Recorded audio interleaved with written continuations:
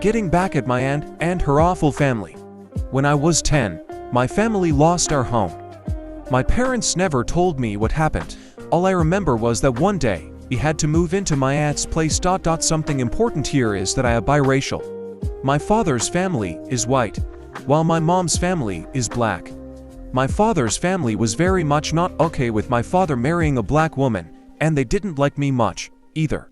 My aunt, my father's sister, wasn't very happy having my mom and me in her house, but she still let us all live with her. However, she still made us get rid of our dog and a lot of our things well beyond the need to downsize to move to her place. She told my mom to shave my hair for some bullshit reason. My parents were desperate, and they obeyed. I was old enough to understand that my aunt was behind it, so I never really blamed my parents.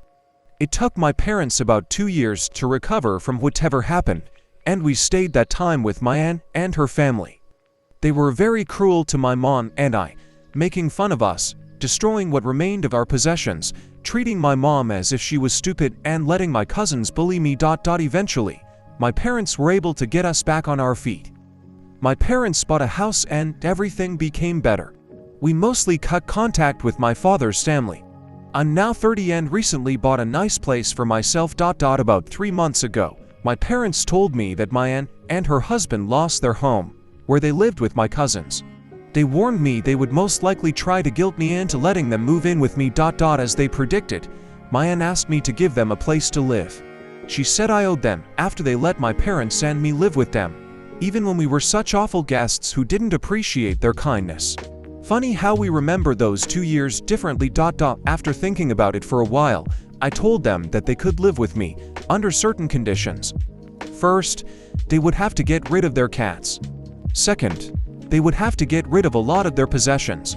Third, they would all have to shave their hair. My uncle, my aunt and my cousins. They are not stupid.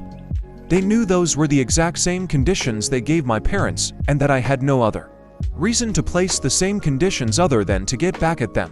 And just like my parents back then, they were really desperate, so after 3 days, they came back to my place, without their cats, with less than a fourth of their possessions and with clean shaved heads, all 4 of them.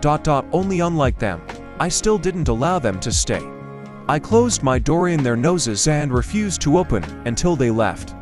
I don't really know where they're staying, and I don't really care.